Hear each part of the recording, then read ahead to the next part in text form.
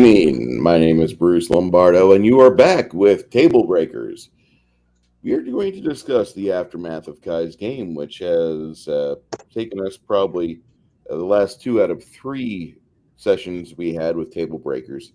And I wanted to say just a quick special shout out for anybody here that's been watching these over the years, I should say, because we have gone over a year on this.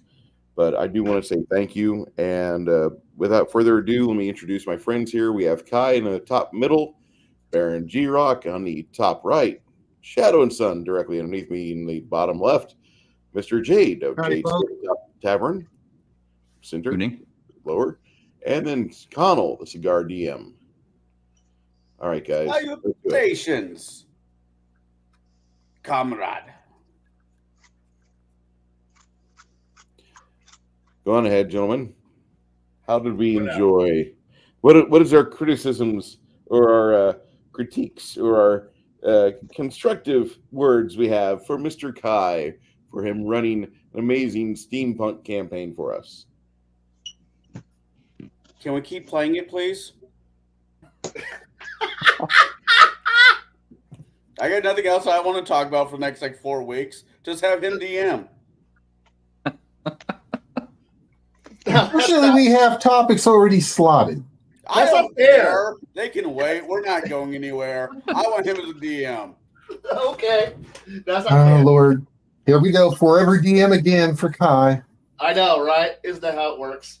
Yeah, but at least he likes us. Well, some of us.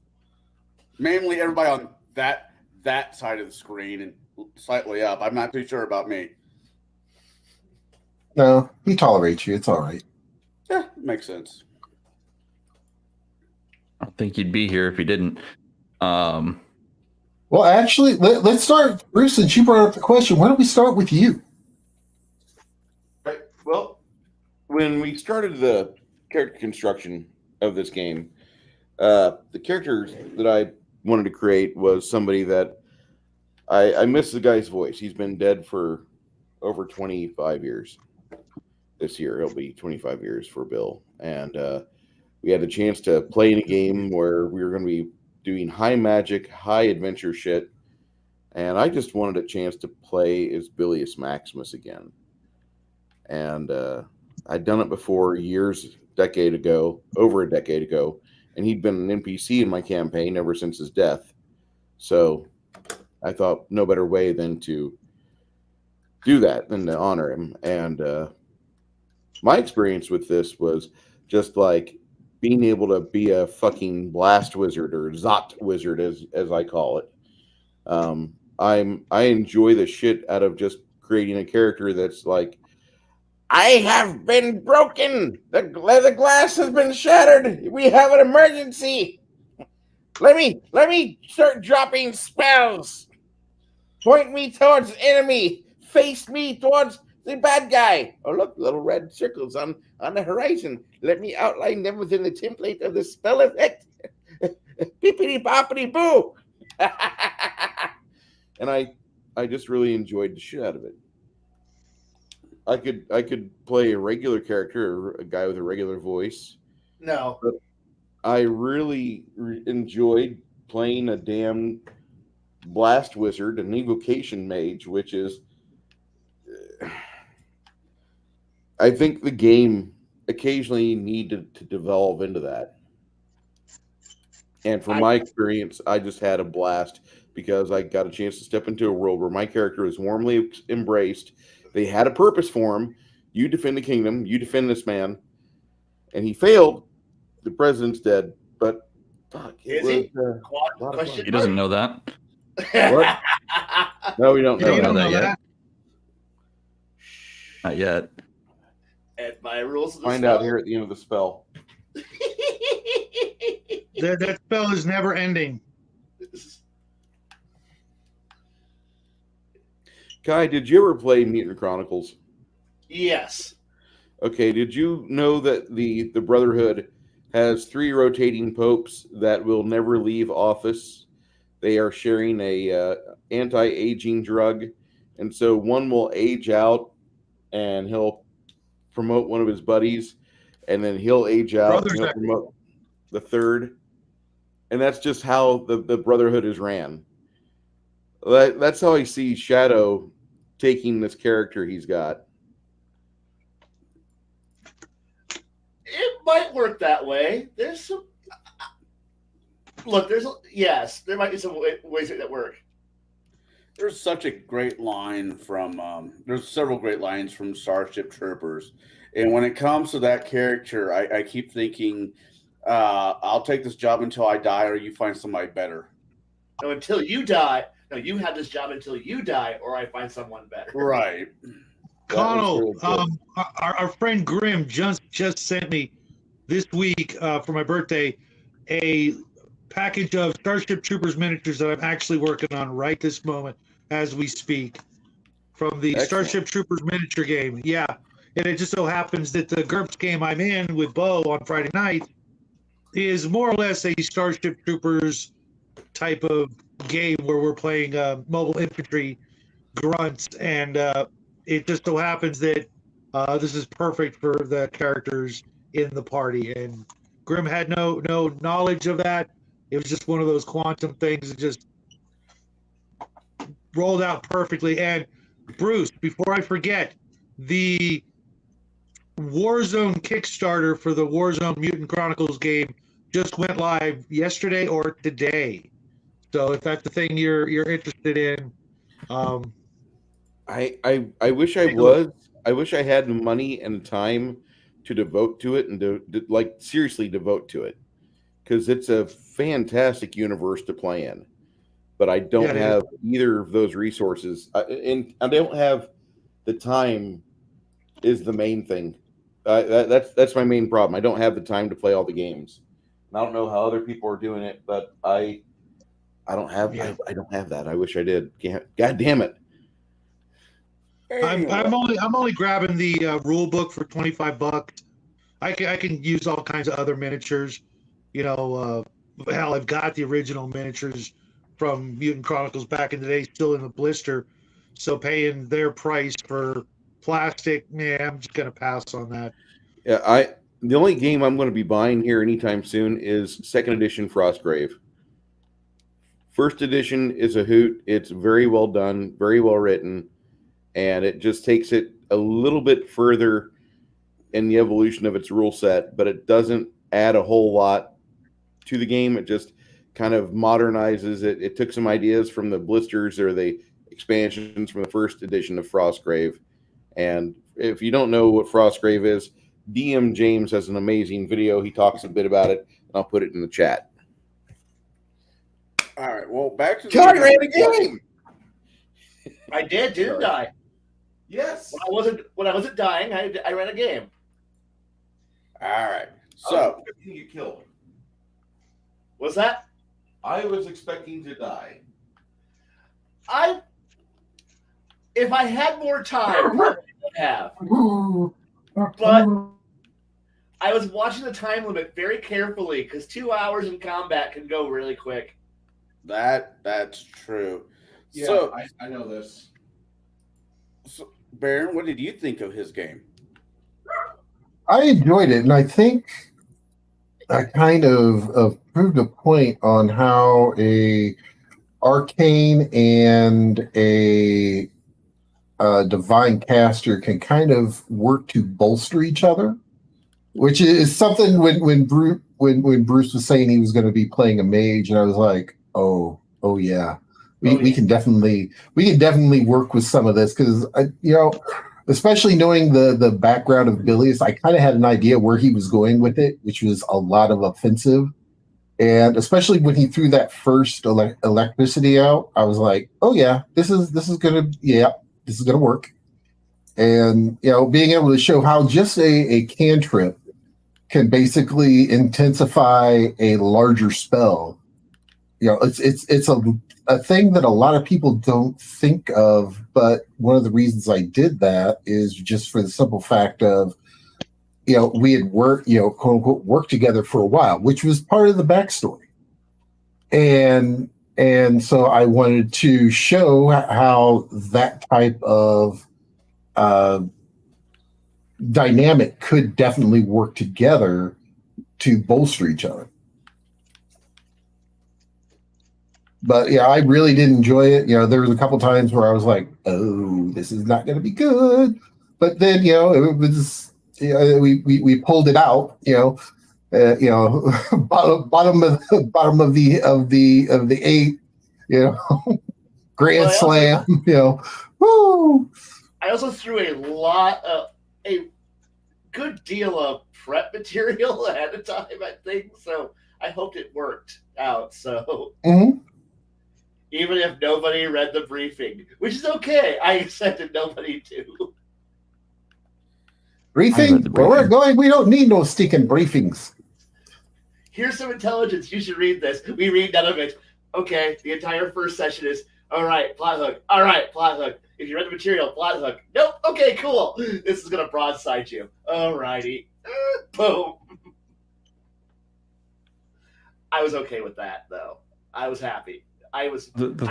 The thing I was not prepared for was losing the fortress that we are at. Like, that was the one thing I wasn't prepared for. Like, I had read the briefings. I didn't think anything about the fortress going up in smoke was going to happen. I knew stuff was going to be happening in town or at the location, but I had no idea about the fortress. That's why I stationed myself at the fortress pretty much on Overwatch.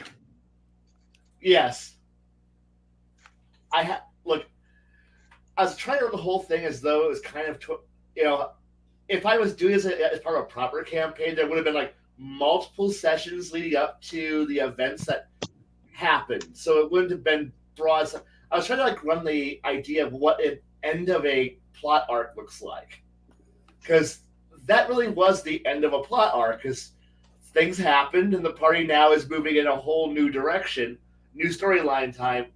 Hopefully, would be the end of a school year, end of a major arc. Like, hey, hopefully we'll have a little bit of downtime. I don't think so, but if this was like a normal game, this would be a time for people to change characters out if they wanted to, decide if they want to continue on with that story or not, and then throw a bunch of kids out in the street and go, "Good luck, see y'all next year, kids."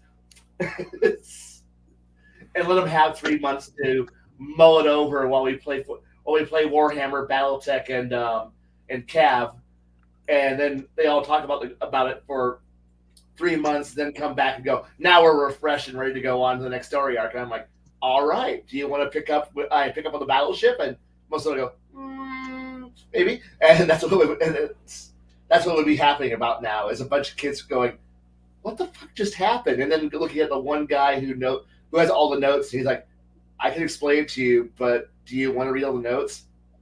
No, none of us like to read anyway. Good for you.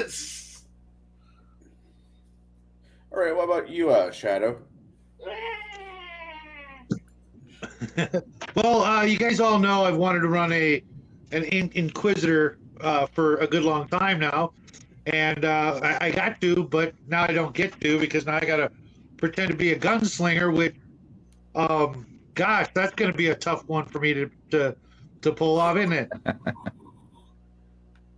Depends on how you want to pull out the transition. You can always have a mysterious heart attack, and then something bad happens, and then or almost die in a fire. Yeah. Yeah.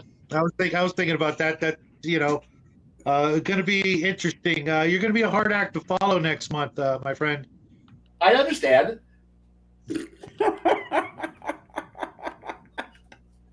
I just hope you still have your character left over from Jaide's game. I do. Good. You're going to get a chance to play him again, and oh, good. You mean the world's worst engineer? Awesome. I don't know about that. We'll see. No. He was literally the worst engineer. He would have been the world's best doctor, but he was the worst engineer. He might have retrained since then. Maybe. Yeah. I guess it's my turn to answer the question. Sure. He is an immortal asshole in a ghost suit, yes. When I was told about this campaign, I was finishing up Deadbeat. And not Deadbeat. Yeah, no. It's one where the Carlos, the wizard from Mexico, California, comes out from Dresden Files. Sure. Carlos, Yeah, and that's so I kind Deadbeat. of had his voice in my head. I watched. Then Kai said, "Well, this is going to be a Renaissance feel." I'm like, "I'll watch the Three Musketeers." So somewhere in between that, I get Porthos, and I enjoy it. I normally don't play characters like that that ham it up that much. I normally don't get set tables that allow me to ham it up that much.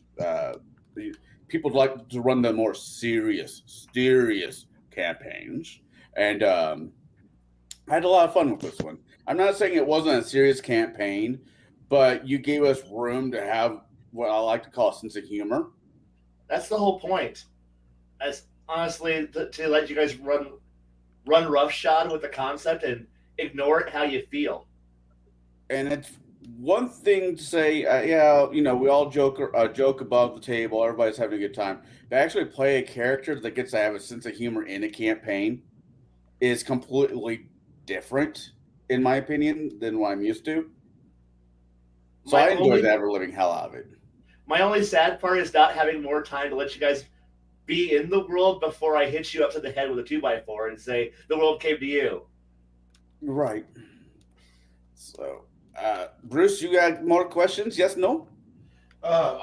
If you want to continue with the panel there, Connell, go on ahead, and we'll be more than happy to follow your MC lead. I don't want to step on anybody's pointy shoes at this point in time. I don't think anybody's got any pointy shoes, my friend.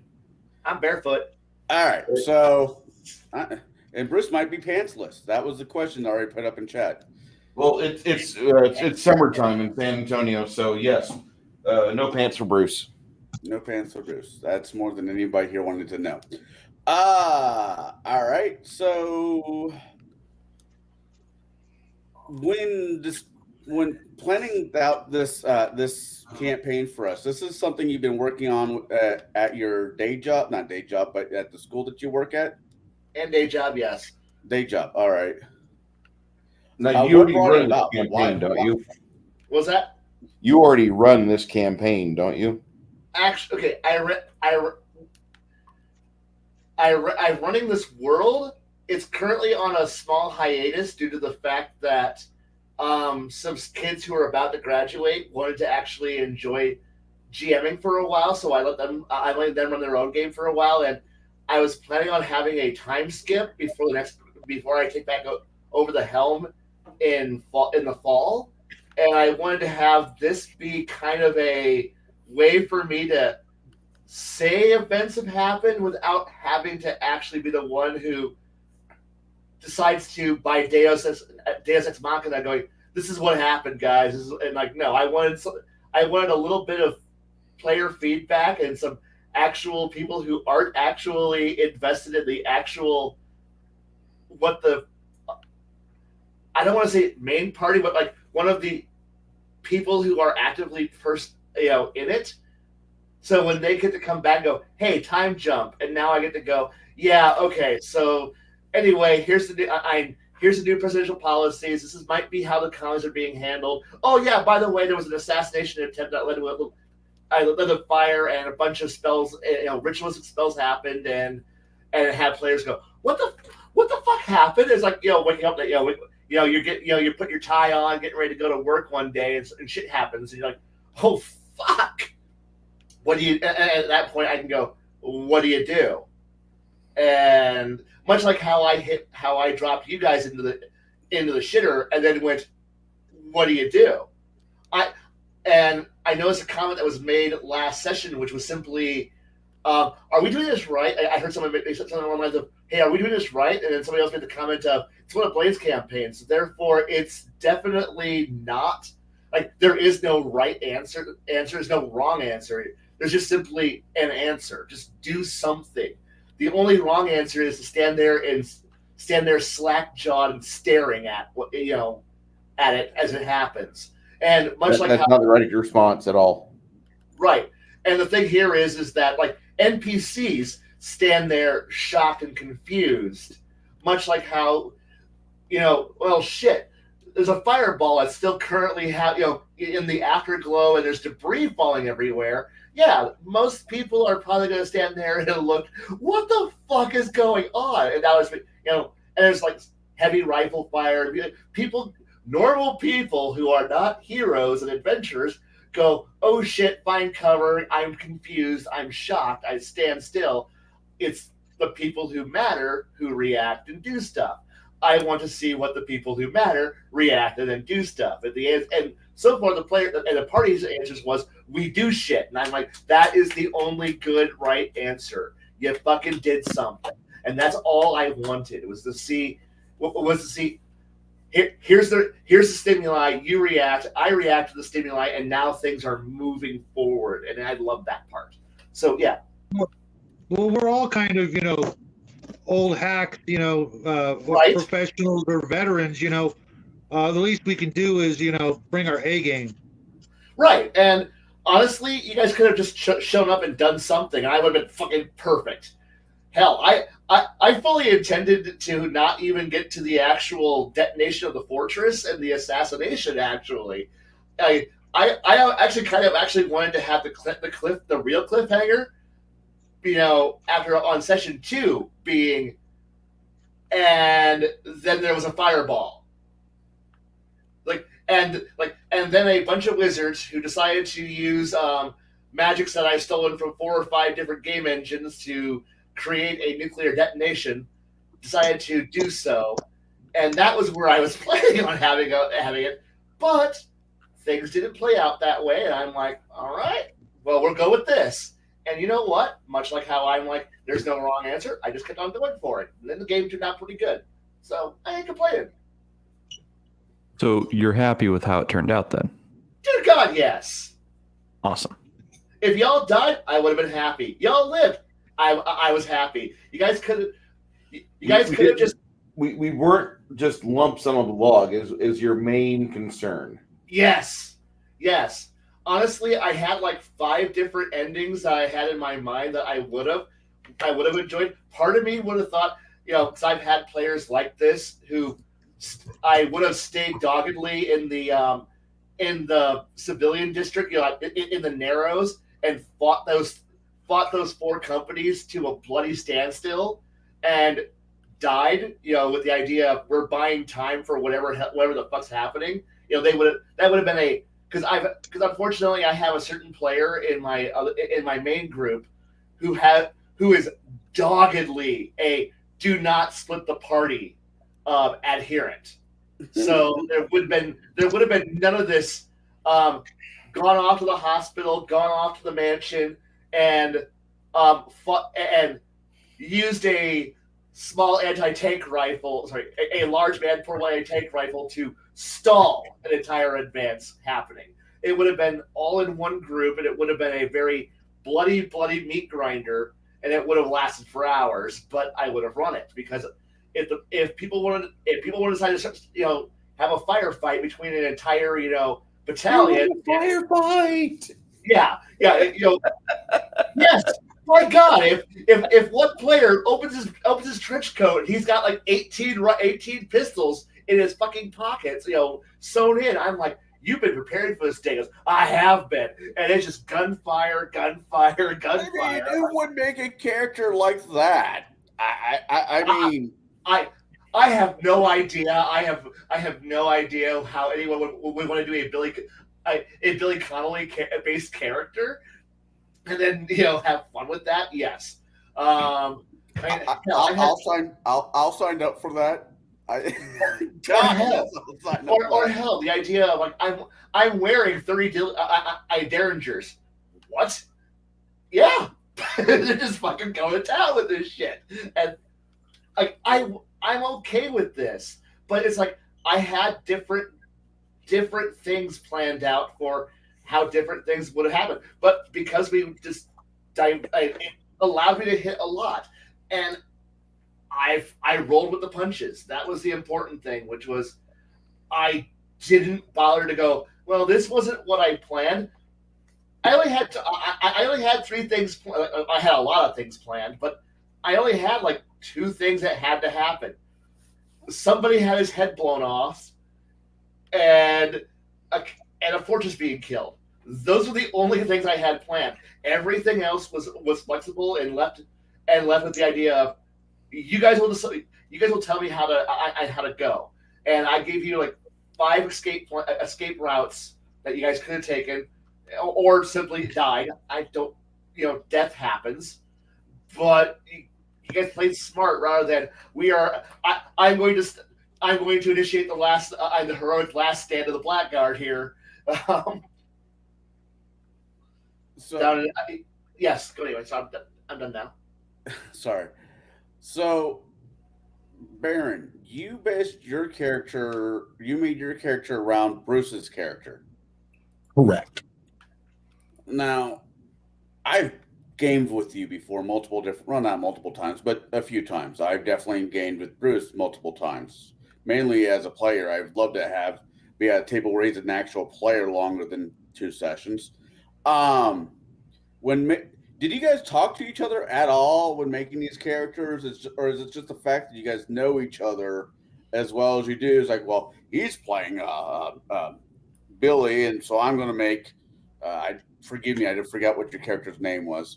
I don't remember what his name was either. Ronaldo? But no, I don't remember. Let me look.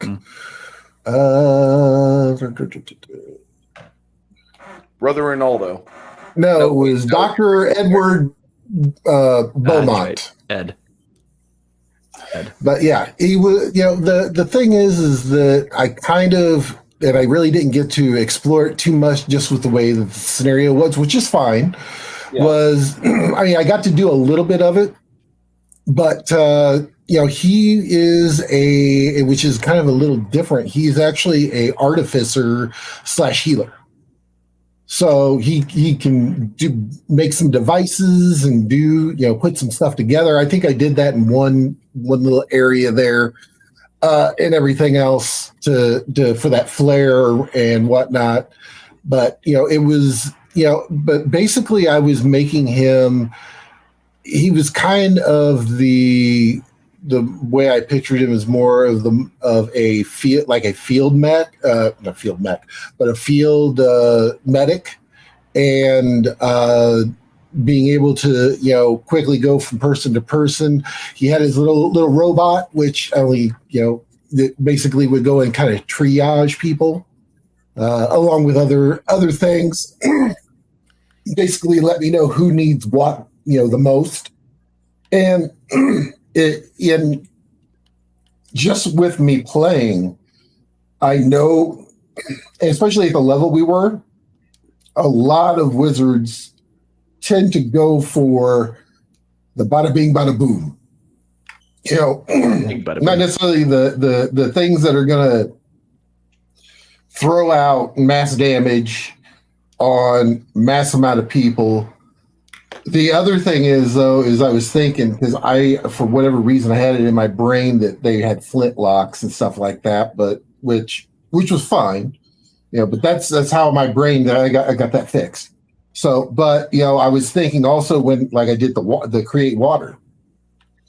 The create water will, regardless if it's flintlock or whatever, is going to screw up firearms. Period. Because if you submerge a firearm, it's going to make things misfire and stuff like that. So that's kind of where I was kind of going with that, and to me that was a completely viable tactic that as someone as a field operative would have been doing too. And the plus was that it also helped out the wizard. Because especially after you threw that first lightning bolt, I knew. Got it. We can do some double damage here and really screw some people up.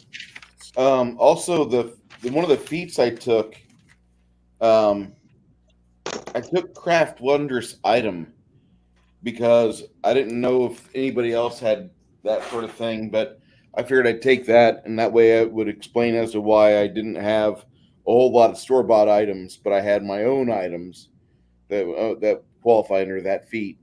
and I figured that I'm a pretty cool evoker, but I needed.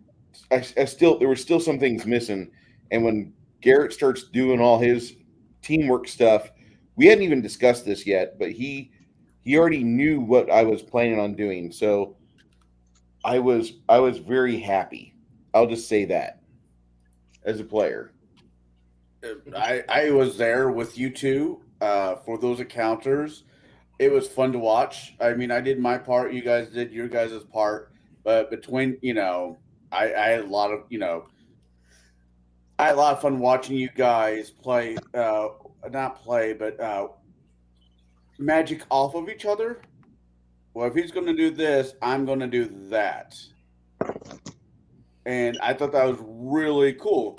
And how fast you guys did it. It wasn't, because the not alignment, the initiative was me, Bruce, or however, but it was just the three of us. There wasn't 5 other people. There wasn't 6 other people. There wasn't more. There wasn't time to think about it. It just was, bam, boom. And I thought that was really cool to watch. Now, Jaide, I want to get to you really quick. I really didn't mean to take over the show with the questions. That's fine. You're doing good. Keep going. Yeah, keep going. What you got for me? So, Jaide, what made you want to build your character for Kai's amazing epicness of guns, swords, and fuckery with a stripper guild that I was bound to get to? So my concept, based on Kai's description of what the game was going to be, we were told that we were basically Secret Service for this president person, and that we had to figure out how to, do our jobs. So I kind of announced early on that I was going to go gunslinger as a lawman, and that's kind of where my mind was. I was trying to stay lawful neutral. I didn't care about the morals of good and evil. I cared about the facts, the evidence, and doing my job. That's how I approached the character from the very beginning. So when we all decided to split ways and go do different things, I'd radioed you and said, "Hey, there's a disturbance in the city. Let's get eyes on that." I had read the briefing reports, so I knew something was going to be happening. I wasn't quite sure what was going to happen. So I elected to stay at Overwatch because you had detected boats in the water. And I'm like, okay, I need to get eyes on these so they don't approach, in a threatening manner. Because again, my character is a sniper. He's on Overwatch. That's just what I figured he should be doing. Just keeping an eye on any potential inbound threats. So that was really how I approached the design of the character, knowing that we were going to be in a city, trying to in a not necessarily friendly city, trying to keep a person alive who should freaking know better than to take over part of the island and throw a party in an unfriendly, mostly unfriendly territory. I will admit to the fact that no, this guy only survived most of the time because other people were there to tell him no a lot. And nobody was there to tell him no. And everybody who was there to tell him no, it was either passed away from old age or was actively planning on hoping he died. So they all went somewhere else. They all go, this is way too convenient. And then they all kind of scattered off into the sunset, which we're all going to watch from over here outside blast radius. Sometimes the changing of a guard is not a bad idea. Well, right. And so the other thing is, I took several hours, more hours to build the character because we were playing a level 8 plus a D6 roll character. So I ended up being level 13. Well, that takes a little time to build for Pathfinder. So I took several hours to think it through, and then I think I sent you a message the Sunday before. It's like, hey, I'm looking at these kind of this kind of weaponry. I need to know what my limitations are or whatnot. And I asked for an anti-material rifle so I could take out vehicle threats. And you seem to love that idea for some reason. I didn't understand why at the time. Because most of the time in the past, most of my players either don't carry anything that's heavy, or they go for the biggest goddamn weapon humanly possible. Like, Jade, have you never fired an actual Barrett before? Who doesn't Barrett? want to do that No. again? Oh my god! I've never fired anything over 7.62. It'll rock you. Yeah, well, I imagine. You have to brace, and then you can. Well, actually, that's not true. I have fired a muzzle-loaded weapon. I don't know what it was chambered at, though. But it kicked like a damn horse. Uh-huh. But the thing here is you can take out a building with one. But the thing here is that by you taking that, it meant that if I had thrown a bigger vehicle at an actual vehicle at the party, it would actually go away, rather than, and so it gave a tool necessary to be able to remove a bigger threat, which would allow me to actually demonstrate how the armor penetration system works. And yeah, I didn't get a chance to demonstrate it on screen very well, but I managed to explain it to you how it worked, and it makes so that way it would make sense. Like, so most people would just be like, "Oh, well, but I bullet hurt, ow, I'm bleeding. Please make it hurt, make it stop." But now I can go, look, this is why this armored steam truck manages to come tunneling down and take a few hits, but had the party not had a big giant gun, it would have been one of those, how do you stop a giant juggernaut? Well, I have a spellcaster. Okay, cool. You have 3 to 5 shots to kill a drop. I didn't have a spellcaster. No, but I had no backup. No, but you had the next best. You had the next best thing. High velocity. High caliber ammunition. High caliber ammunition. It's a way that a lot of my players have realized that, because I started handing out weapons of mass destruction to players, that suddenly they didn't need to be the blaster mage. They started to look at, wait, so because somebody's carrying, a recoilless rifle, one guy's carrying the base and the other guy's carrying the ammunition for it. If multiple players are like, you don't need to have that. Or if in a case like one group, it was simply they had a warjack that they just mounted their heavy weapon onto, and went, the warjack carries it, and when we need that, we just kind of get out of the way and let the warjack obliterate something with, mind you, it was a grappling hook that was a high velocity, anchor that was fired at people's faces. But hey, it was the same concept here. Large chunk of metal at high speed equals dead thing. That's all that matters. And then rewind it. Yeah.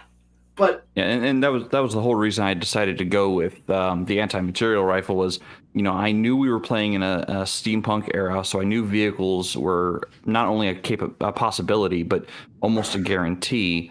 And I knew that a spellcaster would be able to do a lot of damage to them, but I wasn't going to count on having, because we didn't really discuss our characters, with one another.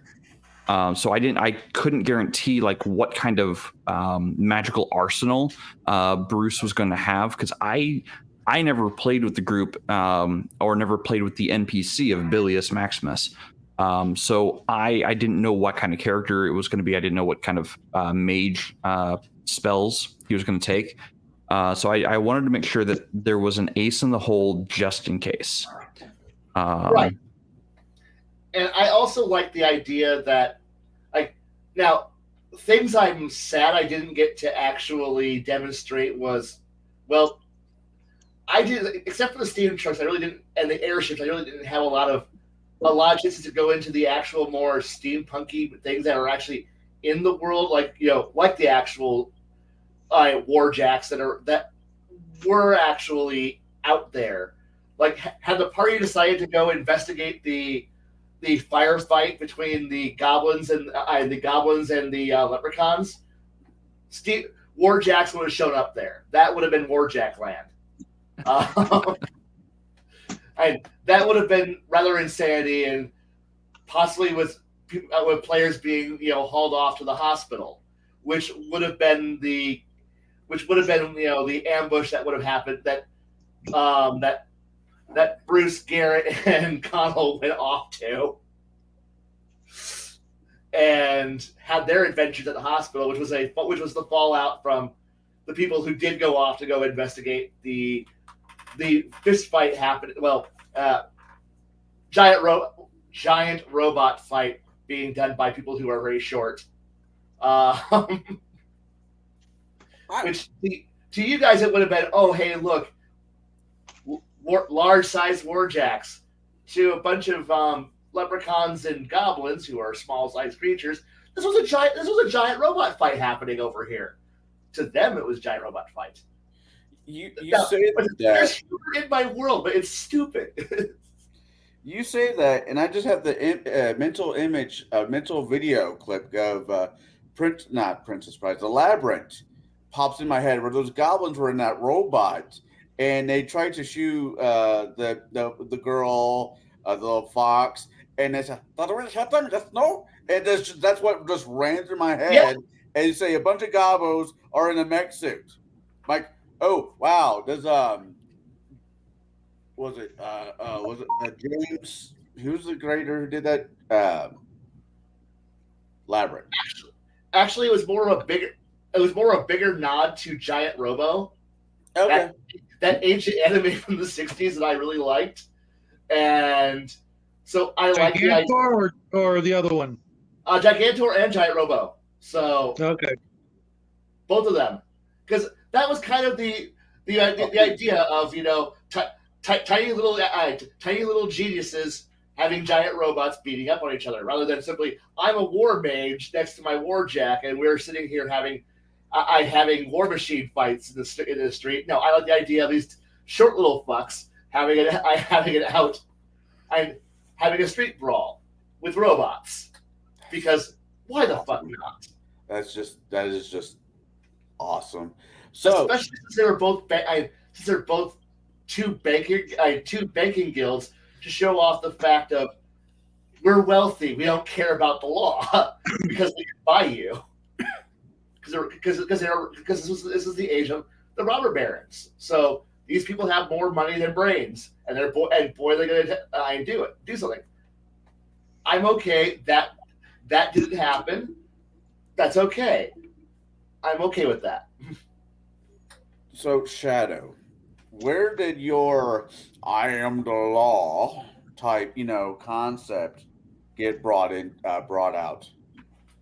Well, yeah, as you guys know, I wanted to play an Inquisitor, but I'm also a huge fan of the old Imperial Guard and Commissar Yarrick, as well as some other things Kai and I have in common. I know he's a big anime fan, and so I threw in a little nod to Full Metal Alchemist in my character creation, and I just went with looking at the Inquisitor character, and the spells were a big thing. I went through them really carefully, and I was going more as an actual investigator. I wanted to be part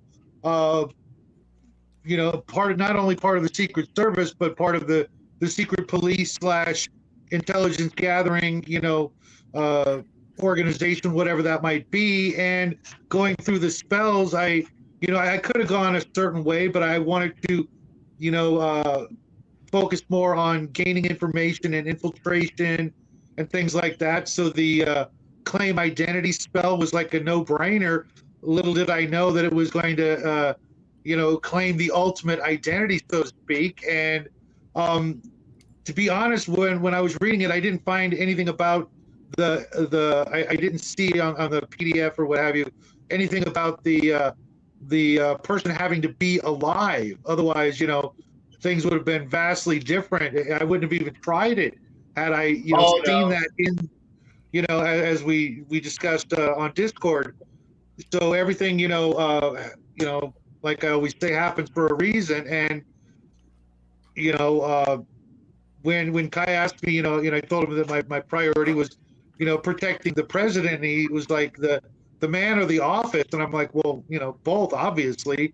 Little did I know that I would get to do literally that and protect both to make sure that the status remains quo, as my son is such a huge fan of Dr. Horrible. He would get a kick out of that. And the character just is an amalgamation of many things I like. Not as much Solomon Kane as I had hoped for, but maybe I'll get to do that as president. We'll see. If Kai wants to continue this with us, I'm in. It was a lot of fun, and the potential for this game to continue, so to speak. I think everybody's in agreement. Kai said to date, I might have to cancel some other game if we're not careful, because I'm not saying that I'm having more fun in this game than the other games, but this is a hell of an opportunity. Where else am I going to get the opportunity to at least try to be president for a little while, see how long I could pull this charade off. But I think with everybody's help and understanding, we could turn this country around, so to speak. Oh, like I said, I'm currently waiting for about 3 people to respond to something, but don't worry, you're going to have a bunch of people who will show up there one day and be like, "Hi, we need to talk. We need to talk a lot." And people who technically should be people and you probably do know them, but not at the same level that you think you need to know them, which will be fun. And like I said, I'm waiting on, like I said, because you decided to become president, you are now unfortunately part of the I'm going to email you random bullshit rest time club. And that's true. Hey, you guys know me. I'm always around. I'm always available. And, true. Just remember, I you only need to maintain your charade for the next 4.5 years till the next election, and then you can either not run again or run as somebody else. Right. Right. Especially with everybody currently dead, you have a whole lot of empty chairs to fill. Yeah, guys. Literally, the sky could be the limit for us. Remember, the only person in your cabinet who's alive is the Secretary of Education, and do you really want them? Well, we'll see. No. Well, and the press secretary, who Yeah. I learned a little more than I probably should know about her, but that's fine. I can keep a secret, and I can play without player character knowledge of things they shouldn't know. Right. I'm a good sport. Of course. Now, I know this was supposed to be Secret Service. I know I did catch that. The idea for my character was you're a Secret Service. Everybody, if you watch anything on TV, you can, because of movies, you could always pick out who's service. They all go to the same place to get their suits. They'll always have something hanging out of their ear. Nonsense. That's what That's what I want. In the back of my head, it's like, well, there's always got to be that one guy who's able to walk around in the crowd, the one who is charismatic, the one who no one sees until he has his service piece to the back of their head. Says, no, I think you made a grand mistake here, my friend. And if I would have fleshed out the character more, if I would have, I hate writing backstories. I really do. But he would have came from this long line of family. All the firstborn sons were always kind of this pompous, That fits the, Casanova kind of asshat. that fits the country. And I figured this could be, like I said before, this could be a lot of fun. And we got Jaide down over side of me. He's like, I'm here to follow orders. Tell me where to point my gun, and I will make the problem go away. Then we have, Garrett above me here says, okay, you stubbed your toe, you dumbass. Come over here, let me fix it. Kind of wizard, but with more teeth. And then you have Bruce, who Bruce is playing a gentleman that I never had the chance to meet, which I am greatly saddened by this. But Bruce gets to play, this character who's a wizard who I feel like should be the one teaching my kids how to cast magic missile and doing my taxes all at the same time. Hey, hold on. We don't try to mix those two arts together. That's just wrong. You don't teach the kids about taxes until they're 12. Magic when they're 9. There you go. So with these people, I've gamed with Jaide multiple times. I know where he's most likely going to go. Shadow's still new for me, but I figured with talking, this was the direction. I'm like, this is a rare opportunity, for me to take a character a little bit off of the leash. I'm not running through Bruce's where it's a wartime scenario. And yes, you get your chuckles where you can, but it's not, heavy-handed all the damn time. So I kind of took my imagination, my character building, or whatever you want to say, off the leash and says, where can I find wine? Over here. Where can I find a lovely, lovely lady to spend a few hours with? See, you gentlemen, you fucked up. You did something naughty in front of me. Now me and my comrades here have to deal with you. And we don't want this. You don't want this, but here we are. So, what, Kai? The reason why I had no problem with the party being the most eclectic group of weirdos you could possibly imagine, like, who would hire these people? And then I would go, somebody who only cared about, are they high level? And that would literally be the presidential, like, the presidential interview. That would be Secret Service. That's Secret Service logistics right there, completely. Yeah. And it's simply a few of their agents go out there looking amongst everyone, and they're like, all right, bland. Okay, he's decent, he's qualified. Does he have any initiative? No, I don't want him. And then finally they find Porthos being dragged, kicking and screaming out of a strip club, while several of the employees are waving from the windows, hoping he comes back. And then suddenly, the presidential motorcade stops, and then the window rolls down. He goes, "You want a job?" And meanwhile, half the staff is in the back going, "Please, dear God, no, this is not how it works. This is no, sir. We need. I will pay you. I will pay you a substantial amount of money to be my bodyguard. Will you work for money?" And they're like, "No. How do we know he's actually qualified and he's going to be loyal to us?" And at which point, the guy said he'd just pay me if I did not teach his kids taxes. Right. And of course, his answer is, everyone has a price. I just got to pay it. And I have the biggest pocketbook in the country. Who can outbid me? And this is literally this was literally the standard of recruitment. Yeah, but we all know who killed him, and it was the Strippers Guild. Wait, hold on. Are you trying to say that the president was Ted DiBiase, the $1 million man, because everybody's got a price? Yes. Ted DiBiase would get my head. I'm hearing a great quote saying, "Just because you think you have the answers doesn't mean I can't change the questions." Yes. All right. This is a gunslinger who just like who's a gambling man who just like trust me. I don't trust anybody who goes I'm blindly loyal to you. What? No. Actually, kind of saw us in a really fucked up way as the Renaissance version of fantasy as the A-Team.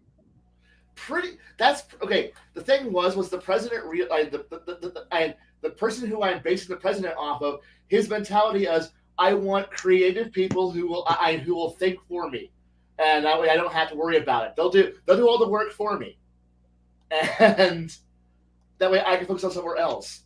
And he didn't want boring yes men, so he recruited people who were eccentric, despite everyone who told him otherwise.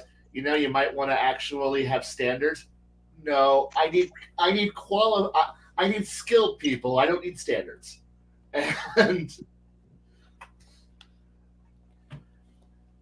But again, my friend Chrissy says that I am highly qualified. You are qualified. Qualified. I got it. Oh dear God, the puns. Yeah, I got it. I'm just not 100% sure I want it. But the president was also a character who rode everyone else's coattails until which point that he could just swoop in last minute, do something really flashy, then steal all the credit, and then walk off, and everybody else goes. But at him, trust me, I'm the one. This is all better if you follow me, and everyone else. You know what? Let him take all the hit. And those are the shoes you got to walk.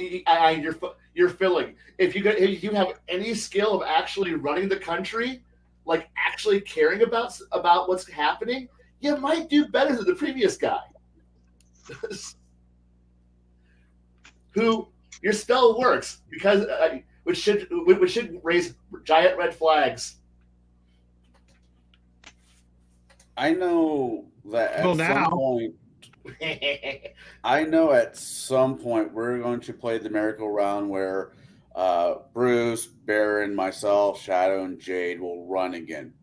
We've kind of talked about here and there what we might do next. But me as a player / DM and a friend to you, can I please request yet another chapter of this epic Chef's Kiss a storyline? Because in 6 months we'll debate. We'll discuss. Okay. I don't know if I can wait 6 months. There you go. There you go, Kai. That's a sign right there. You did a great job. Okay. Everybody wants to jump into the next episode. He's chosen, man. He's got to get his fix. Here's the thing. I'm not the person in charge of the programming. So all right. Now, I will let our producers decide when the fuck I do this again. Oh, look, the next 6 weeks is nothing but Kai's game. What happened? Wow. Okay. Magic. You asked for it. Absolutely no one will watch, but it'll be fun. So, are you kidding? We'll go and watch it afterwards. We'll watch. And that's all that actually ultimately matters. The people who are playing. I do have a question for you, Kai. Okay. So these 2 sessions, 2-hour sessions, you took out of an existing game world that other players are playing in. You let us kind of have the ball for a turn. Yes. Have you told them that their world that they are participating in is online, and that 5 other jokers played in their sandbox? Yes. Have you told them where it's at so they can watch it, and have they done so yet? No. For one reason. Okay. For those who are over 18, yes. For those who are not, no. Because profanity, and I would prefer not to. They know. Sure. But if they choose to find it on their own, good for them. If they choose not to, good for them. Don't worry.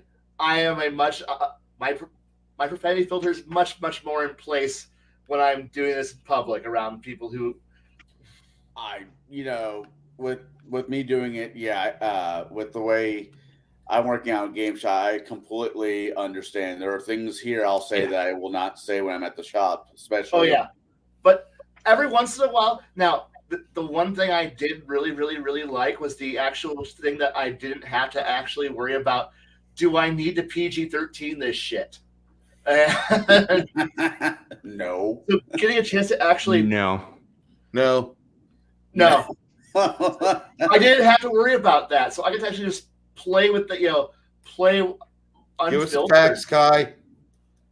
Yeah. Okay. What was that? Give us the facts. I enjoyed running for fucking adults. God damn it! It's kind of funny how that happens. Crafting Gamer, a supporter of our channel, 6 Nation 31 Kings. Have yourself a great night, sir. Thank you for being in chat with us, and we will see you soon. Crafting Gamer, supporter of our channel, says, "Hey, Bruce and panel, I'm ready to start writing things about my game. What's kind of information that the panel is looking for in a one-shot?" And I'll start with that.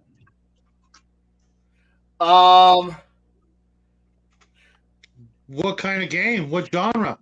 Honestly, Pardon? Or is it your own system? Yeah, I think it's his own system. Yeah, it's his honestly, own system. I'm not worried Well, about. still, what genre? I'm not worried about the system. Just tell me the amount of information I need to be in the world I'm going to be in. Because honestly, at a certain point, like if I don't know the engine, I'll let somebody else build my character, and I'll just be like, I'm playing. But I want to be able to play the character that I'm going to be into. I know when I was preparing for this thing, I had a lot of stress because I was trying to digest years and years and years of stuff into digestible information. And I threw just volumes of crap that has nothing to do with anything because I wanted to give a feeling so that way people can make a fun character. And if Well, you got a bunch of weirdos like us. You're gonna get some fun characters. I mean, think about it. Okay, the answer to that is yes, but that would be two different groups actually, because in one of the documents that I didn't get a chance to finish because I was sick, busy, and work. I didn't get the presidential daily brief done, which pissed me off. I wanted to get that thing done so badly, but I ran out of time because of sickness and life. But I wanted to deal with the fact that there was a major uprising the party had just come back, rotated off of, that was happening in the colonies. Well, that's actually Group 2, who's launching a narcotic drug war, a drug war fueled rebellion against the president's authority right now, and I have Party 1 is actually trying to find ways of dealing with magical.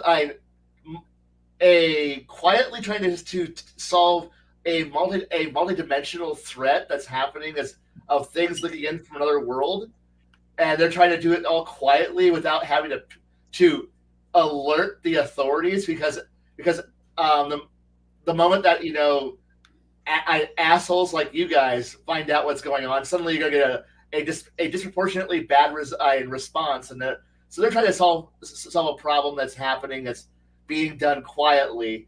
And then there's a third group who's just playing around and trying to fix a lot of issues that are currently still lingering. So there's a lot of interconnected ways of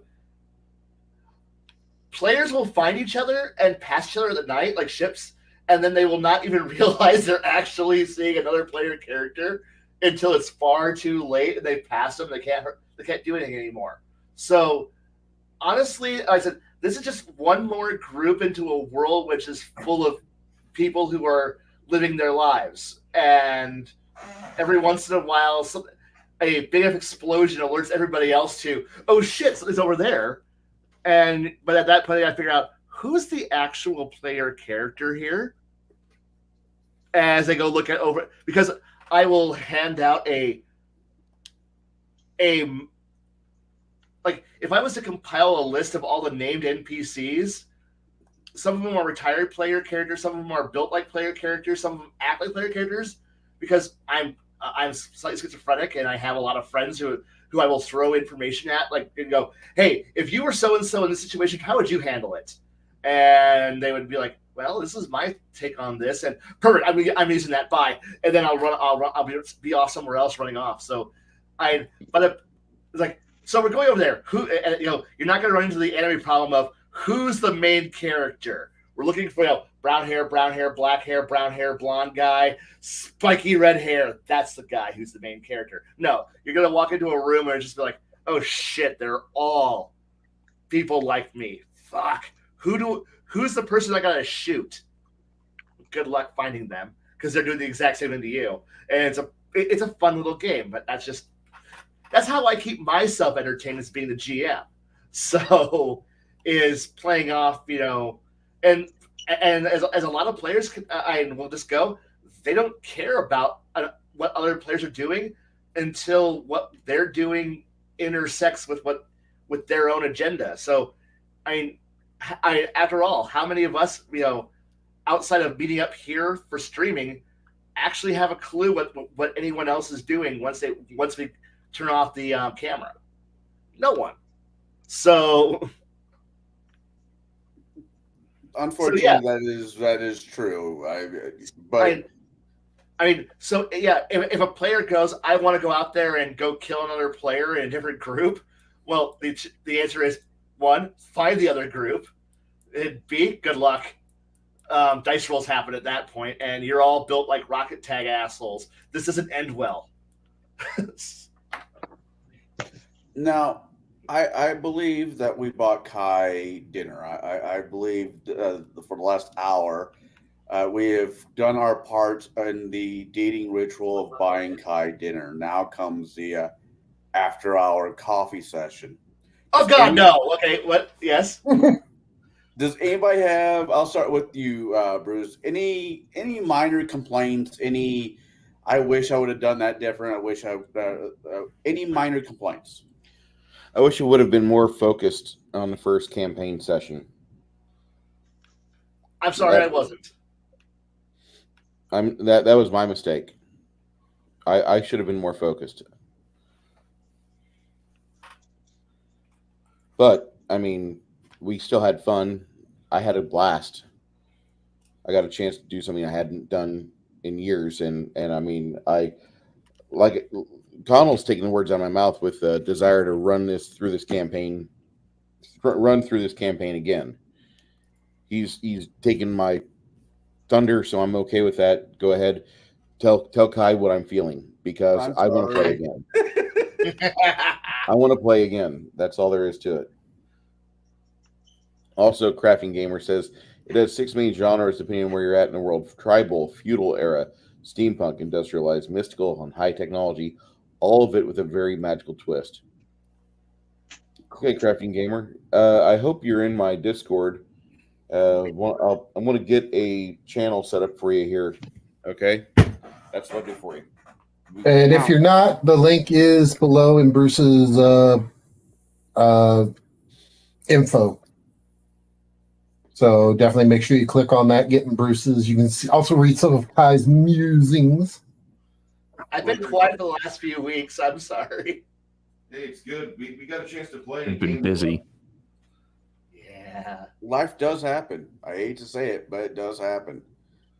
But all right, so more focus.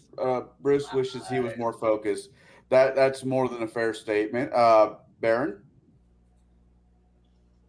Really, no complaints. I mean, the thing is that the jump back and forth, and you're going to have that no matter what system you play in, no matter what you can do as a GM. When you have the party split, you're going to have to make those jumps. I just wish the jumps were just a little better, to where it would kind of go like more of rounds of, okay, this happens, then we switch over here. take care of this over here, take care of this.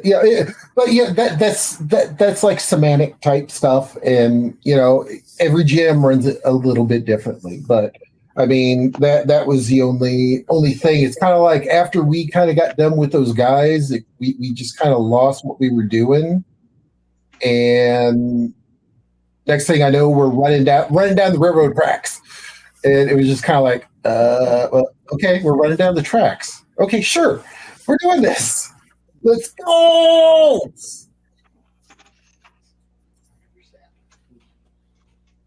All right. My apologies. No, you're fine. No apologies. I don't, please don't take anything that we say right now as directly towards you. It is just the nature of running a game 2 hours, and you're trying to tell a part of a story within 2 hours, then only having 2 nights to run it. It's rough. It does not play well, unfortunately. Shadow, same question. Yeah, kinda. It's not about the game. It's about you, man. Yeah, I don't like hearing you like put yourself down or stuff like that. You got this, man. It just bums me out. It's like, dude, we can't wait to be back in your game. And every once in a while you say something that's like apologetic. Like, you got nothing to apologize for, man. You knocked this out of the freaking park. So just know we love you and keep on doing what you're doing. I'm sure I'm not alone when I say it is so nice to get to see you laugh and smile and not rant. I like that, man. I do enjoy most of your rants. I will say that. There's a reason why you've been sainted. Your rants are quite divine. Yeah, but I'd rather hear him laugh. This is why, the Lutherans broke away from the Catholic Church. You be quiet, you.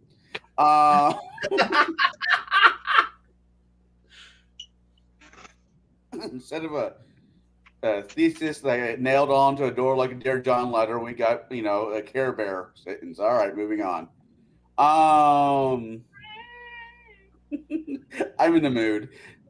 Blame Jaide. He ruined my night for me. Jaide, your turn. You asked him to. You asked me to, first off. Yeah, you opened your own mouth and inserted your own foot. It's not his fault. He did not. They made room for both of Jaide's. Let me see like this, Colin. When you ask for me to ruin your night, you're gonna be guaranteed I'm going to do it because you asked me to. I know, and you know me. We're friends for, right? Because I know to hit you right where it hurts. Yeah. Anyway. Yeah. So, if I had any complaints about the sessions, it would be one, they didn't go long enough because of time constraints. So something completely out of Kai's control. 2, we aren't playing another session right now instead of talking about this. 3, I would say I would love to have had an opportunity to showcase magic weapon or magic equipment from Iron Kingdoms through the use of the rune plates and such. But, I know. Like because I understand, because I've loved and played and whatnot Iron Kingdoms for so long, I understand how all of that works and how to put it all together and produce these amazing like Magitech weapons that just do incredibly ridiculous things. But so I do kind of see that as a minor failing, but I don't know. If I was to pick one game failing or even game mastering failing, I would probably say you gave us too much information. Because there were some of us who had information overload and couldn't read it in time. And don't get me wrong, I love having more information. So I read everything you sent me. I'm going to be playing in a game this coming Saturday. And the GameMaster has published, I think, almost 40 pages of documentation for his game. I've read every word of it. I've memorized every word of it, so I'm prepared. So if there was one failing, I would say that it was probably underuse or undershowing of the technology level in the world. Which, it's hard to do in just an hour and a half to 2 hours per session. You showcased it more on the second evening because you had the trucks rolling up onto my position. And I'm like, I had to stop for a moment because I'm like, okay, you know what? All I need to do is take out the engine block with my anti-material rifle, and I'm good. Oh wait, it doesn't have an engine block. I'm thinking the wrong setting. It's like, oh, okay, it has a boiler, so it's gonna have water in the boiler. I need to shoot the bottom of it to blow the steam and water out to get it to stop. So I think there were some missed opportunities, but I think you handled them fairly well in the amount of time that we had to play and showcase your world and your game mastering style.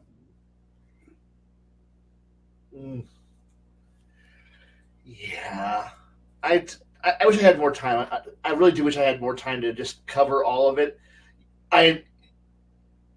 There's points where I wish I could have recorded what I was debating about, trying to write in my head a thesis paper on the general generations of magical engines, because I've worked on it to a stupid degree on that, just to be able to showcase various why things have gone from Final Fantasy VI Magitech armors using Magicite through mana gems, through to the Phlogiston years, to the lightning orbs, to other weird creations, to why gasoline was actually researched, because everyone kind of went, there's this whole thing. I'm like, I don't have a Modern Marvels episode just to sit back and go, let me just tell you about I don't have a Dracanafell Wednesday video about the evolution of steam engines,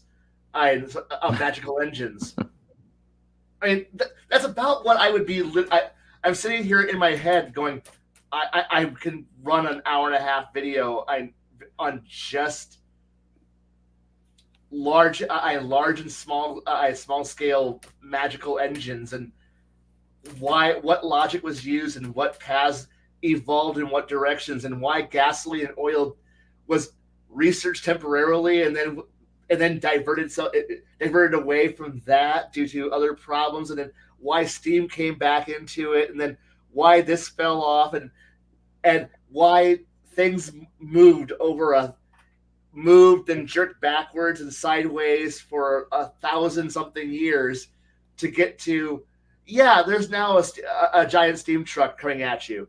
But don't we have far more elegant and refined things? And we're currently only 80 years after an apocalypse. We're not yet back to Art Deco refinement yet. What? But we all understand it. Steam trucks. We had more advanced. We were once far greater than this. But we have a steam truck. It does 30 miles an hour. We used to have far better, and people remember the old days still. The elves do, at least. But they're like, fuck you guys. And it's like details I wish I could have gotten to in game is, you travel 40 miles outside of the city, and you'll still find the ruins of the previous world is still out there. You'll find half collapsed ancient 90-year-old exposed to the element skyscrapers less than an hour's drive outside town. The the steam trucks are, will roll over the carcass, the rusted out carcasses of burnt out vehicles that no longer have a power source available to them. Nobody has gasoline. Yeah, people understand what a gas turbine is, but nobody has the infrastructure to build a refinery. Yeah, people know how to do it, but the islands here don't have a ready source of oil and resources to be able to do that. Coal, yeah, we've got that. We've got magical resources. Steam is still available. Well, why don't we build a lightning orb? We don't have a lot of that material around to do that. So there are still scavengers who go out into the wastelands, Fallout style. So like less than 100 miles away from this town, you're walking into a cold version of playing Fallout New Vegas or any of the Fallout games. And while you're out there, you're being attacked. Like you're having to worry about giant evil insects, the usual random D&D monsters, and the occasional intelligent tool using crocodile centaurs that everyone fears. The idea that they're a pseudo hive mind that after they get to a certain threshold, they start getting more intelligent, and everyone kind of fears the idea of these giant crocodile centaurs suddenly, when they hit a critical mass of like 200, suddenly starting to build factories, and like we gotta kill them now. And so the military goes periodically out on hunter-killer missions with robots and steam vehicles, doing pretty much a version of the opening scene of Terminator 2, going out into the countryside, running over skulls and broken vehicles to murder entire villages of these crocodiles to keep them under the population threshold before they become intelligent. And this is the kind of shit that the world deals with. And I'm sorry I didn't get a chance to. So these cities that are nice, that seem nice, are islands in the middle of vast tracts of horrors that, yeah, they're technically pacified, but this is why everyone's if you walk around town, carrying, a Barrett Light 50 over your shoulder, people just, you're smart. It's like kids are trained to carry, melee weapons and firearms. Why? Because you never know when something bad's going to happen. This isn't a world 4 populated by, I'm a dirt farmer. I only have a dirt farmer, and I will only dirt farm. No, this is dirt farmer out there who's going, I'm a dirt farmer, but when that pesky orc pokes his head up there, and it's like orc, he's like, well, I guess I gotta go kill that fucker. And then you see him, cycle the bolt, put a fucking bullet through the thing, and then go back to his dirt farming. That's the kind of shit that this world has out there. Now, mind you, as you're walking through the countryside, to the barren wastelands. Now, mind you, you guys were in comfort, flying over it in a flying battleship. So you only got to see the devastation on the ground. So people on the ground are just walking around, picking up, rummaging for vacuum tubes and steam components out of rusting, crashed airships that are still dotting the countryside. So if you've seen Fist of the North Star, think about that. Fallout, this is the kind of world you're running around in. Borderlands, this is definitely the kind of world you're running around in, because this is a world that's in its third apocalypse. At this point, yeah, someone goes, in the good old days, which good old days? In the first age. The glory day, the golden age when people still had innocence before the first Matchtech Wars. And it's like, things are terrible out there, but everyone is happy that they have a sense of in these bastion strongholds that are connected by armored combat trains and zeppelins, but to bypass, to provide fast travel between horrible, I'm going out there on foot. We'll never see him again. Why? He's by himself. And he's going off into the out to the wilderness. People go out and kill teams because that's how you travel on the ground. You go out in armored, in giant armored half tracks. You don't go out in some soft-skinned little sports car. That's for people in the last age. We're not in that world anymore.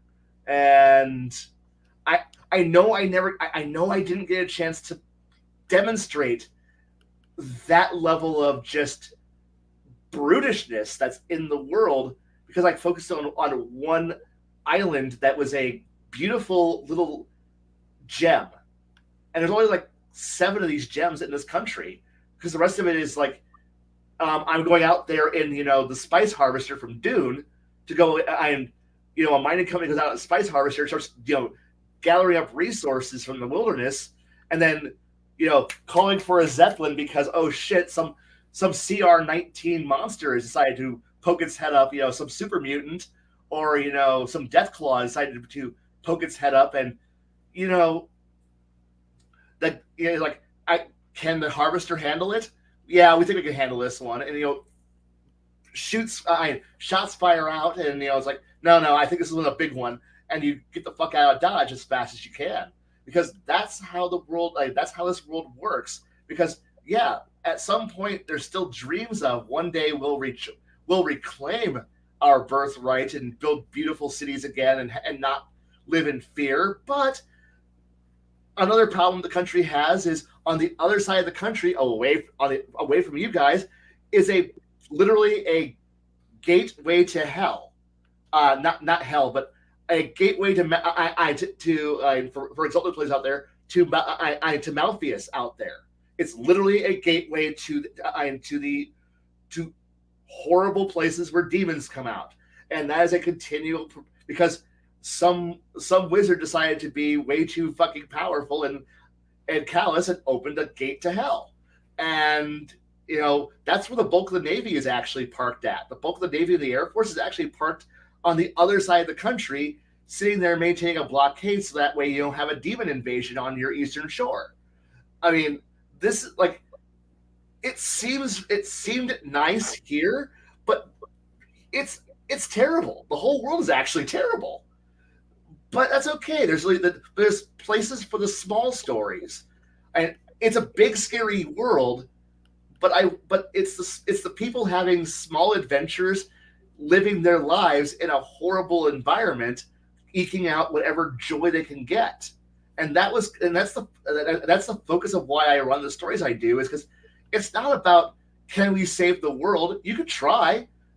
The problems are massive, and deep down, I kind of hope for one day a player and every once in a while I get a player who asks the question of, are we actually playing Exalted and you just haven't told us yet? And I'm like, I don't know. When does one of you actually decide to become a hero? And they're like, oh, fuck. And it's like, so this is, in essence, you really are living in the Age of Sorrows, but there's just no heroes yet. And I keep waiting for players to become heroes, and occasionally it happens. But when my players figure out that they're actually playing a whole different game, but we're all trapped in D&D for a while, they all go, "Oh wait, this game is a whole lot more interesting if we actually play it right." Yes. So in essence, my campaign is literally just the nest to go. At some point you'll realize we're actually playing a whole different game engine. I wait for that day. But hey. Well, 2 things really quick. Okay. I want to be that hero. Second thing. Honestly, you're about you're getting close to where I start figuring out if players are actually heroes or not. So second of all, the way I took your game, and I mean this is a compliment, this is, I do have a couple negatives, but for the most part, the way I took your game was it was a mashup between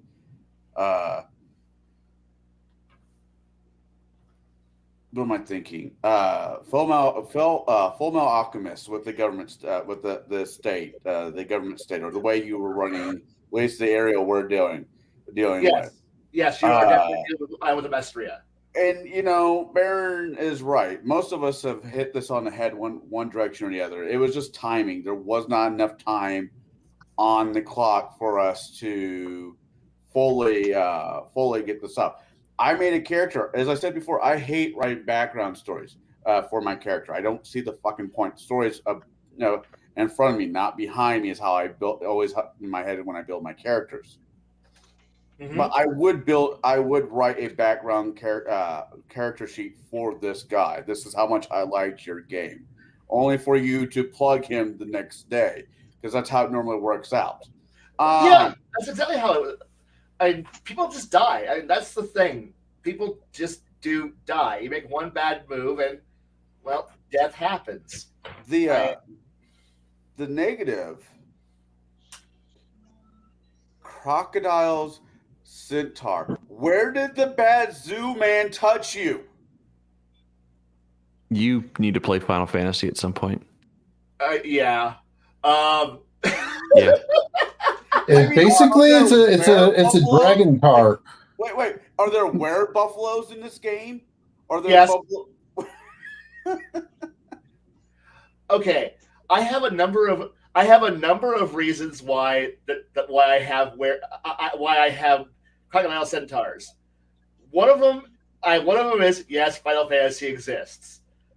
2, I like a certain book written by a book series written by an author, and 3, I have an ex coworker who only for 6 years of working with him only ever talked about crocodiles and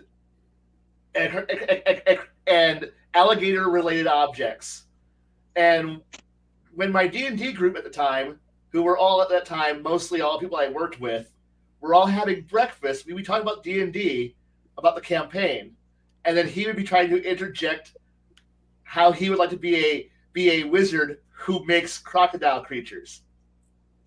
And like Dr. Moreau, I learned Dr. Moreau levels of crocodile creatures. So when it came time to come out with a horrifying monster that I could just have tear people apart, I went, no, I'm totally going to give him credit for helping me give my horrible horse-sized crocodile centaurs who wield double-ended swords and are actually entirely retarded until they hit 100, and then at 100, one becomes slightly not retarded, and then at when it becomes 400, there's now 4 of them, and then a slightly below human intelligent one appears, and then it's a critical mass occurs at approximately about 1,000,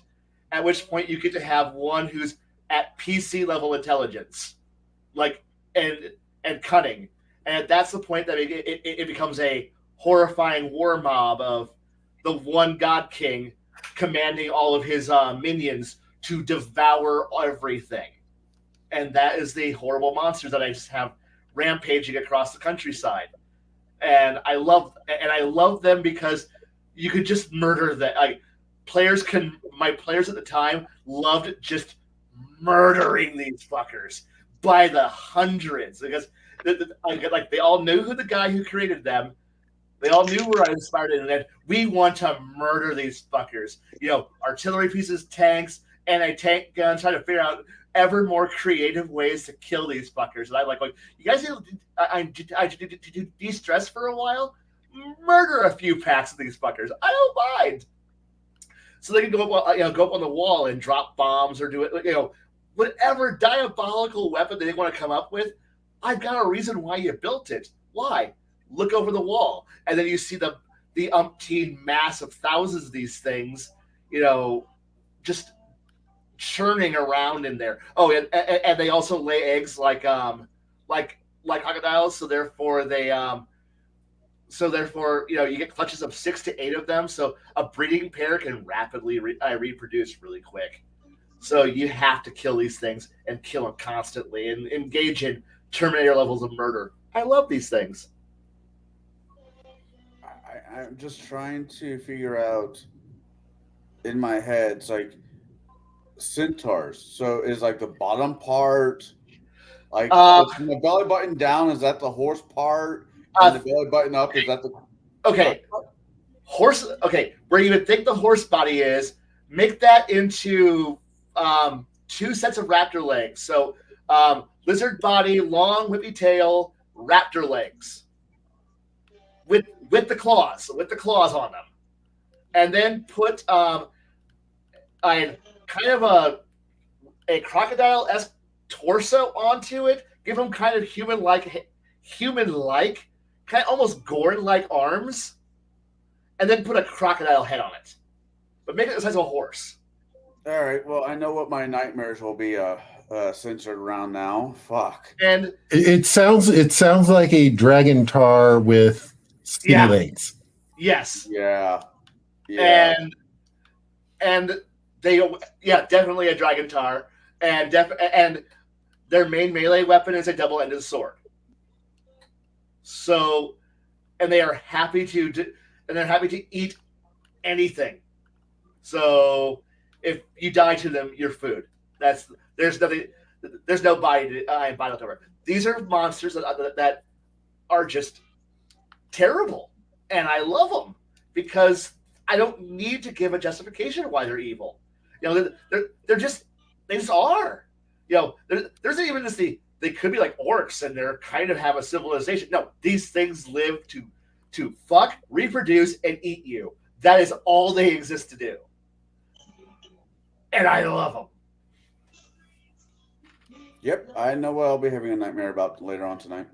Yeah, so that's why when I said players, you're all ridiculously high level and you have gear because you go out on because periodically before you were recruited into the elite guard, you did kill team jobs like this. Go out into the countryside. So every once in a while, a long range deep patrol goes out into the wilderness and searches for signs of, hey, are we looking at another infestation growing? And then they're calling it in, and then suddenly the Air Navy shows up and drops down kill teams who go down there with like warjacks and flamethrowers to murder everything because this is definitely a case of nuke it from orbit. It's the only way to be sure is the actual answer. So yes, think 1800s. Think Full Metal Alchemist meets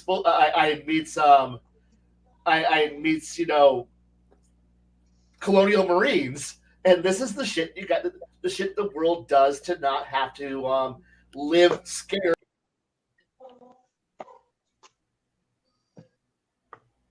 It works. Where did he go? Did Kai just depart? Apparently. Kai? You're muted, Jade. Jade, you're muted.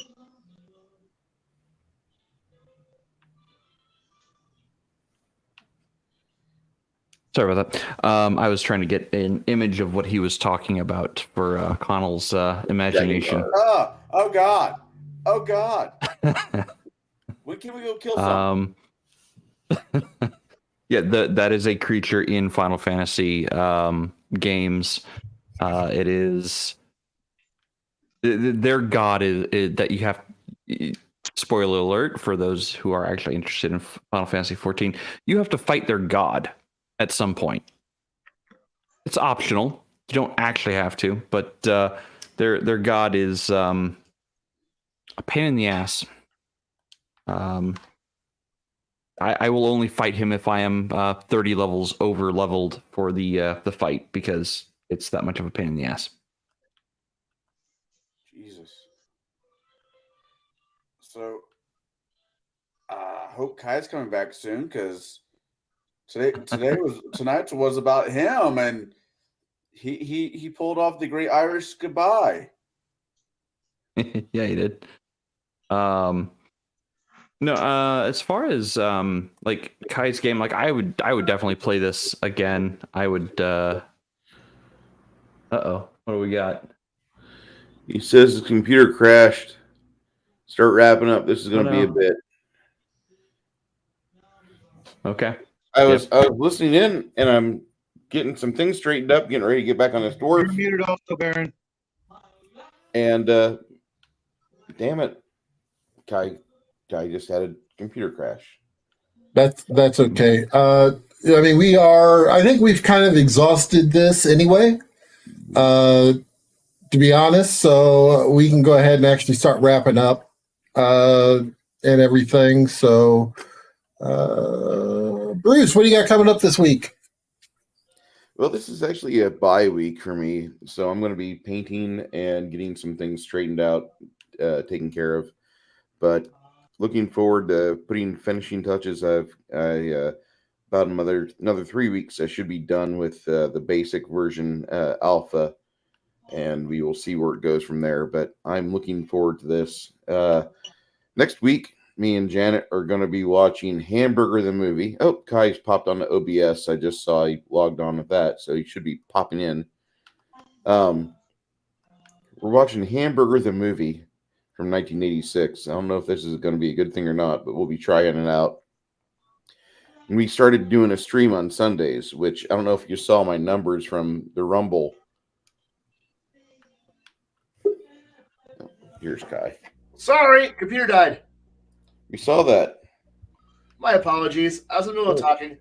You're good, and you're in mid rant too. We did that. We just did a 2-hour, 20-minute discussion on Sunday night, just talking about politics and how it's fucking up everything. And we got like 376 fucking views on that on Rumble. So when I tell people get a Rumble account, you don't have the stupid algorithm like what YouTube's got screwing up everything, and you don't have to compete with the big names of bullshit. You got Dan Bongino and a bunch of other people from like, the Blaze, but it's not like super big celebrities over there. There's actual real people that have real conversations there. It's really cool. Go to Rumble. That's what I got. Next up. Baron, what do you got going on? Shadow, what do you got going on? I guess Baron's got nothing, huh? I'm in a bunch of games. It just like it says in the title, it's me and my boy doing stuff. He's been super busy, so he hasn't been able to be on camera as much lately.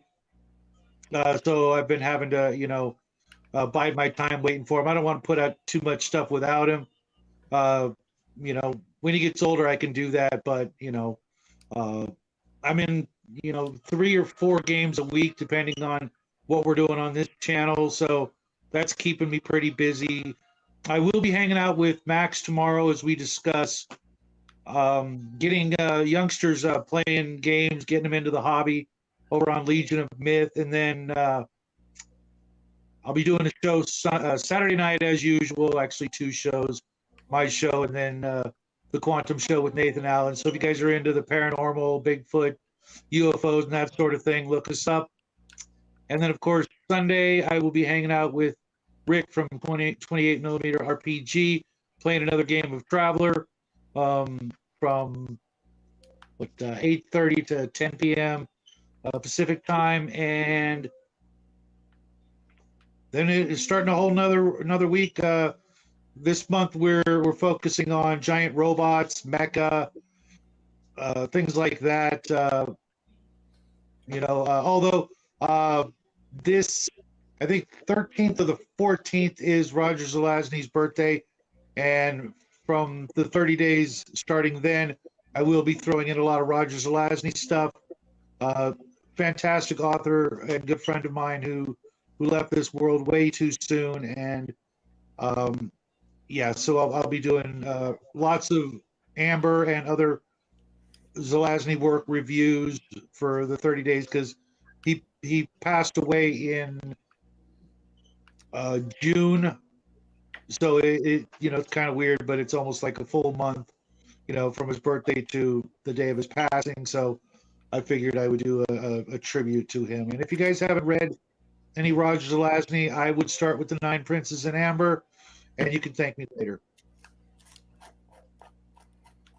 Actually, I would thank. I don't know if I would thank Ed Greenwood first, or if I would thank Roger Moore, the former editor in chief for Dragon Magazine. He used to always talk about Zelazny, and just hearing you basically parrot those 2 gentlemen on this, you're in good company. You're in good company, Shadow. He was an incredible guy. If you ever look up, the things he did outside of his writing, he was a poet and a scholar. martial artist, fencer extraordinaire. So when you read his sword fights, he knows what the hell he's talking about, and would probably kick all of our asses at the same time, where we, all equally armed. He was an incredible guy, and it's a shame that the best, like Billy Joel said, only the good die young. Well, he was definitely one of the best. Yay! What do you got coming up this week? So May is a very incredibly busy time for me. My wife and I do a lot of traveling in May. But this weekend, we are actually having a friend come up and visit us. So I'm not going to be doing anything YouTube related. And then I'll be also playing in a game, session 0.5, session 1, whatever you want to call it, in a friend's game on Saturday. Beyond that, I'm going to be working with Shadow to develop the next episode of Gatekeepers, which is all about character families.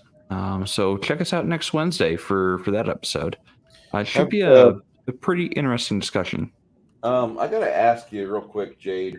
I know Shadow might have experience with this, but second edition Rolemaster, and I just heard like the majority of our fan base go, ugh. Okay, second edition Rolemaster is an amazing game when it comes to detailed character creation. And when you create your character, you're really not creating your character. You're also creating your immediate household you grew up in. And you find out how many kids are in the family, if your father's still alive, things like that. And it's really good for things like that. Are you going to be looking at systems that do this, or are you going to be opening up a copy of Central Casting? What's the plan? Well, like I said, I'm going to be working with Shadow on this to develop this episode. But I'm mostly looking at why players should consider having having characters with extended family in the game world. Giving them easy. That's an easy fix. Well, an easy answer. It is an easy fix. We all have people. Go ahead. I was going to say and not to get too deep into the weeds on it here, but save most of it for the actual episode. It's more going to be a topic of why it's a good idea to have characters that have family in the game world. Maybe how to flesh out some of that, and how to make the choices to proceed with that when there are so many players out there who want to play the loner, the orphan, or even the amnesiac character, because they want to be Batman for some reason. Which, okay, Batman's cool, but that gets very boring and lonely after a very short period of time. Trust me, I've played those characters. So that's what we're going to be, kind of a preview of what we're going to be talking about next Wednesday. The reason why I say that, I have to share something. I will be free this coming Wednesday. Well, Bruce, you are a fellow gatekeeper. You can show up to that one. I know, but I just thought I'm Gil, Phil's brother. I'm sure you remember that movie, because I remember it quite well. That's Beer Fest. I don't remember that film. I don't remember seeing that What? film. Yeah, no, I don't remember. I don't watch a lot of film, believe it or not. I can verify that. That movie does the absolute best when you have a player character die at the table moment. You send in his brother. Played by the same actor. I don't watch a lot of film because I like interacting with people at a table, or I like playing couch co-ops with my wife. So that's how we spend a lot of our pastime. We'll couch co-op on wait. on the Nintendo Is that what Switch or we're something most nights. Is that what we're calling it now? Couch co-op? No, I want to know. I want to know. No, we don't want to know. I want to know when the Jade household will be having another another game night that circled around one of my favorite board games. One of my favorite board games this man owns. Secret Hitler. Secret Hitler. Secret Hitler. And I love it how my brother in arms. I'd rather and play Dead Kitties. I love as a brother calls me out in front of everybody there. Well, the thing is I'm not allowed to play that game. Word out of his mouth. I am not allowed to play. Excuse me. I'm not allowed to play that game with his wife because she ruins the game. Yes, she will. How She'll does start she really laughing if get- she's yeah. on the Exactly. Yeah. because someone will make a silly face. It's a fun Pretty time. much. No, I don't know when the next board game night's going to be. But we will try to plan it. It probably won't be in May because May is a really terrible month for Right. And for board travel games and- should be also and whatnot. talked about. This is a gaming show. I figure board games should be talked about, not Risk, Sure. because we don't need a dossier from Kai on how to play Risk correctly. How to care roll if- your D6s? I think We're rules not lawyering playing is next week. Not playing Risk. We're going to end up playing Axis and Allies, preferably with the both Pacific and European theaters, so that way we can play a proper actual game. Nah. No. What diplomacy? Paratroopers must be in play. Diplomacy is a whole different Our friend beast. Jade, how dare you suggest diplomacy? All that does is ruin friendships. We will never. True. It does. Because I always wind up with the nukes first, and everyone gets really nervous. Right. I just know with Risk. I mean, we want could play Australia. Twilight Imperium instead. Yes. Oh, you guys fucking pissed me off, man. Tell I got a me copy night. of Twilight. Tell me what picked up night. I picked up a perfect copy of Twilight Imperium for $20. Okay, and unfortunately, I've only got the little guy to play a 7-player game. That takes 12 hours. That's just not going to happen until I don't know. I move into a completely new area. With people who can teach me how to play the damn game and not make me feel like a freaking idiot. Because I know the little guy who just snuck by would probably steal the damn show. I mean, do you really have to move to a new area? I haven't met a gamer in 12 years in my area. Oh, let me introduce you to a small little city called Peoria, Illinois, where the players seem to breed at. Yeah, Actually, the unless gamers they breed change pretty the hard laws. in Peoria. Yeah, unless they change the laws and I can open carry, it's not happening. You can do whatever you want. You just can don't open get carry. caught. You can open carry in Peoria. I think you'd be better to concealed carry. Yeah. True. It's really hard to conceal my eagle. That is true. There's a company that will help you with that. His ego? I don't know. The optics are eagle. pretty massive. The optics I Last- have on it are freaking massive. So, last but not least, Connell, what do you got going on this week? Well, Friday I will be joining Shadow and Max because I do DM for kids from time to time. I get paid to DM for kids, so the gaming situation is a little bit different than gaming for adults, and I do have experience in it, and I am a big kid. That's Friday. Saturday, my game got canceled. It got canceled until August, but for good reasons. So I don't know what I'll be doing Saturday. I might make a video on what I think about Warhammer Fantasy. So far, I'm my experience with it, which is probably about much as a thimble's worth, but it's a very interesting system, and I'm enjoying it for what it's worth. Then Sunday, put on your cowboy hat and your boots and get your 6-shooters because I need 7 amazing amigos to go save a small town in Mexico from a very bad guy who was in not 1, but 2, 3 movies that showed Clint Eastwood. He is the main bad guy in it. I'll let you figure out who that is. We will be You mean talking Sean about the Magnificent Seven, not the remake, but the original one. You know, the one that had Kurt Russell's dad in it? Yeah, we're going to be talking about that one. Did you mean Chuck Heston? Nope. Kurt Russell's dad is in Magnificent No, you Seven. said Clint Eastwood. I'm sorry, I couldn't.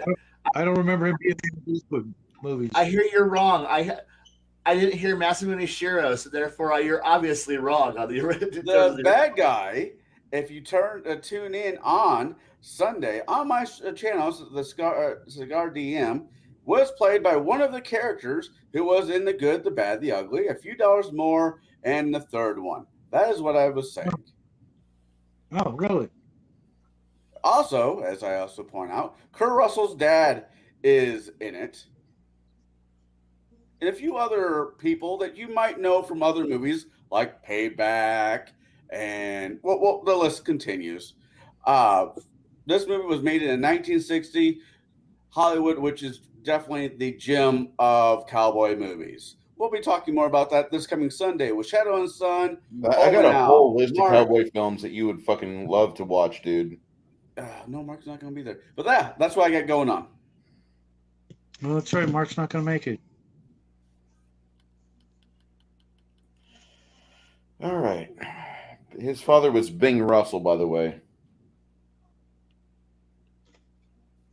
Don't ruin it for it. I want people to show up on Sunday. Don't take the surprise out of it.